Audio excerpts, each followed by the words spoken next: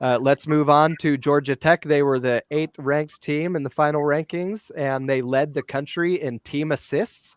So uh, that's all assists, setter, libero, and we'll watch some of their setter here. And Luca, you played against Georgia Tech. As we're watching this setter, if you could just talk about some of the things you remember, how she ran her offense and what you liked about it.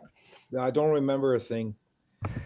Actually, it's nice when you have a few really good attackers. I think I mean, they're just such a scrappy team from the first to the very last one that you just gotta paper cut them to death to stand any chance, especially with our level of game here at NC State. Um, they have a very, I'm not going to say simple, but they know what they're going to do, what next play is going to be. They're playing simple offensive. They have a simple offensive game plan, and they have a few very live arms, especially Brambila right there that can move the ball around pretty nicely. Um, I don't think they're ever rushed. They give their attackers, some time in transition so they can go and attack the ball. I think she sets a lot of good sets. She's not a spectacular setter, but she just doesn't. She never like she. We always talk about you have different setters. You have setter that can set and locate really well, and then you have a setter that can run an offense. And I think they have a pretty dialed in offense. They know exactly what their personnel is. They have a good plan going in, and they're just working on that. And I know that staff is demanding, and they're not backing down. So you got to play a pretty tough volleyball against their team to have a chance. At least in our case, um, I just think they're pretty simple how they want to run their offense, and it helps when you have a few arms that dare take swings that not many volleyball players want to take, and a little bit of chip on their shoulder, and some heavy arms, and that helps setter to have some really great numbers. And uh, I don't remember all the details. I do remember some, but I'm gonna keep it here with me. But again, it helps that they're pretty well organized when it comes to offense, and they know what they want out of their offense. Yeah, I was going to say, as Mike and I have watched this setter over the past couple weeks, it seems pretty calm and relaxed. It's not super flashy, but like you said, they're just good sets. I paused it on this ball because this is not the setter. This is a middle Mhm. setting, and we tell the story about Ryan Millar all the time setting the gold medal championship point in 2008, and here he is, best middle blocker in the world, but he's setting to win the gold. And so, just real quick question, Ryan, how much setting reps do you give your non-setters? How many minutes per day, or maybe even minutes per week? Quite a bit. At some point, the ball will find you. We don't want to send over free balls. We always want to get a swing. So I think really for middles, they get excited on the days we're doing a lot of serve and pass, and we make them they get their settings. So our setters got to go get their serving reps in, and so on a lot of our serve and pass days, especially when we travel, um, middles will get out there and do that. And then it is part of our station work. I think the good teams know if they can't destroy the ball, they'll disrupt the setter, and so you really got to start making sure your bros and secondary setters are able to run an offense to where hitters can't be dragons like we talked about before. So we'll spend a lot of time with our bros or ninjas making sure they're setting hittable balls. And I think for everybody, when you're thinking assists, we want perfect sets or we want great errors. Those errors are high, off, and hittable. So you're not ending the rally with a low tight set that can't get a swing on or a ball that gets wide. But make sure you let the hitters do the work. And Georgia Tech had, as Lucas said, plenty of hitters. So put a ball up there and then let the hitters go do their job. Don't end a rally because you can't bump set it right. And man, there's so many games, 25-23, we've won, and it's probably came down to our opponent, you know, bump set a ball into the ref stand antenna, and that I feel is the difference. Yeah. There's a lot of teams, like coaches need to know, there's a lot of teams that are going to hit the ball hard. There's a lot of teams that are going to do all these things. But when it comes to what Ryan said, it's 23, 23, 24, 23, and you have your middle blocker chasing the ball. And can she somehow put that ball up in the middle of the court so we can take a swing? That would be really nice. And yeah, usually goes into the bleachers. So now it's up to us to decide, how many reps we allocate to that. And I think you need to do that every day in practice. It is what it is. Another thing that Mike and I liked about this setter was some of her footwork. We're going to show about a 60-second video clip from our GMS coaching clinic in Scottsdale last month. This is Carlos Moreno talking about footwork, and we teach our setters right, left, right, right, left, right, right, left, right. But Carlos talked about the one exception to that, and then we'll show an example.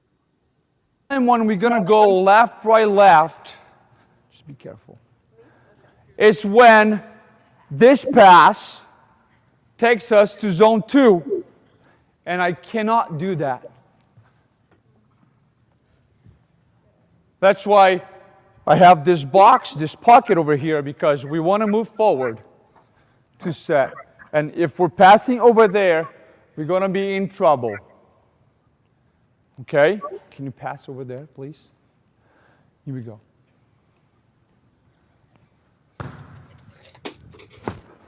So that's left, right, left. I promise. One more time. Thank you. I'll set a higher set for you.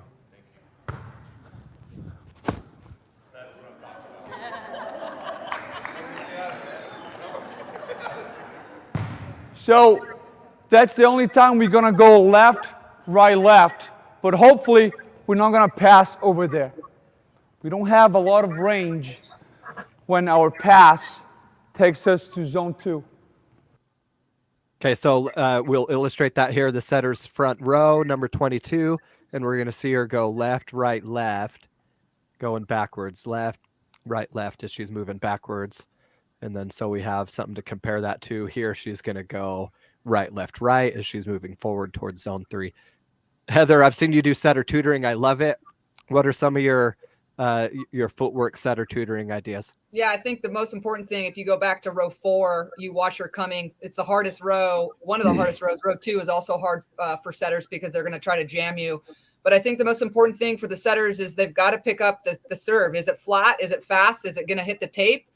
They've got to be aware of the speed of the serve, and they've got to turn with the pass like their setter's doing. So we can't get all the way to the pocket that Carlos had on the floor. Our setters in row 4 are not going to get all the way to the pocket, but they're going to turn with the pass. So they're stopped and ready to read the pass. We say turn with the pass, be stopped, and react to what they see. So a lot of different variables that setters got to pick up and be aware of, mainly seeing the platform of their passers and the angle and trying to pick up where the ball is going to go off the passer's platform. But footwork just can't be trained enough. So especially for setters, there's a lot of good pre-practice work they can do. And they need to be able to have setter entry footwork from all 6 rotations. We like to take the right, left, right 3 steps. If we're having to take more than 3 steps to the ball, it's probably going to be a bump set. And we probably either want to call someone's name and have them step in and set or bump set, or we got to, bump set ourselves.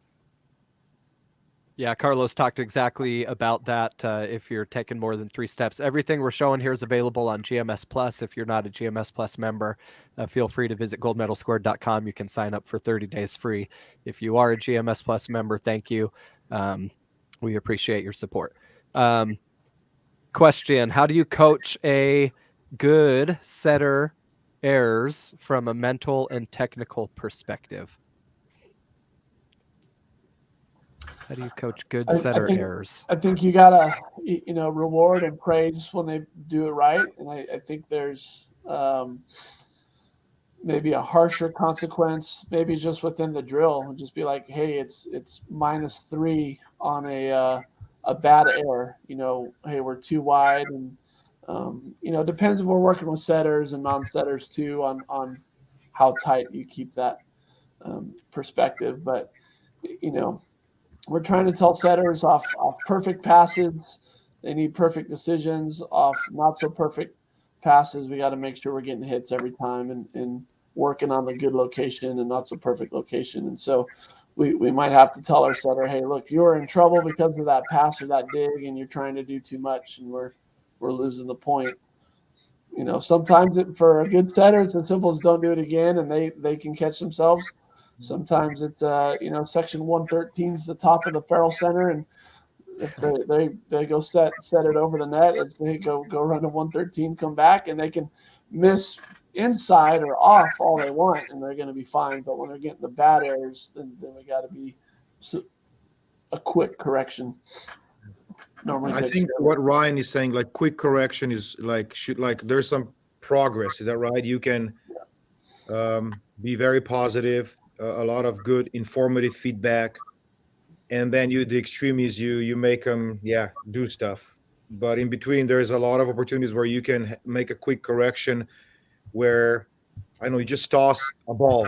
Hey, here we go, one more. Hey, here we go, one more, and move on. And that's 4 seconds right there. Let's say we're talking about Heather brought up right, left, right footwork pattern. And I know she goes off 2 that maybe she should go off 1 so she can square always. And she doesn't do it. It's just a quick correction. Let's go 1 ball, 2, hey, good job. And there we go. And you ask, do you understand why we're doing this? Do you understand how this should look like and why this should look like the way it is? And if they understand, then maybe you move on and you have a discussion, what's going on. But I think those little opportunities where you can give them another rep to respond, those are huge, especially when you have somebody that's really mindful and wants it badly. With somebody that doesn't want it badly, you can do whatever you want to do. And then it comes down to conversation. Couple one. Luke, how would you recommend a coach that is coaching a team with a bunch of first-year players? How do you recommend that coach decide who the setter will be? Because we get that question a lot. What age group are we talking? Are we talking 12, 13, 14? Sure. Yeah. First-year players. Why not? Let's play 6-0. 6-0 system. We all do everything. We just rotate. And in some countries, I know in my country, there's systematically size of the volleyball court, height of the net, softness of the ball, only 2 players, only 3 players. They have to all do everything. And once they, I think, enter high school, that's when they're allowed to start doing on 5-1 and whatever systems. Before that, and I think Canada has a really good youth volleyball system in place as well, how you can really teach and emphasize. The system allows you, or actually forces you how to create an environment where you're coaching all around game, all the skills. So I don't think you can decide where you have all first time players. I think you just got to go, you know what? I know nothing about these kids. I have no idea who's going to be great. I'm just going to let them play volleyball and let them do everything. And let's just rotate. And we decide middle, front is setting the ball, and we're setting ball to the pin, to both pins, nice and high and off the net. And that's it. And rotate and rotate. And then through that, probably you can figure out and pick up on, hey, she has maybe better hands than anybody else. But until then, I would just be patient and ask parents to give me a break and let me coach kids all around skill. That's how I would approach it with a 12-year-old kiddos or first timers. Don't put them in any system yet. Awesome. Do you have your setter face the net or face the passer in rotation 5 and 6? Yeah, we actually have them facing parallel to the net. So they're just parallel to the net with their shoulder, with their hands on their knees, but they're watching the server. That way, if the ball does skim the net or touch it, they can react to it and get it up in row 5 and 6. And they're going to turn with the pass and face the passer. Okay. Thanks. How fast do most high school teams run their outside sets? I would say, at least in Utah, and I've been watching a lot of Utah high school volleyball the past couple of years, it's pretty rare to find a team that's running a real good, solid second step. I think most teams are just a little bit slower than that.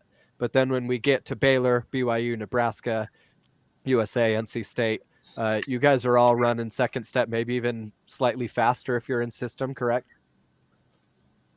When we can, yep.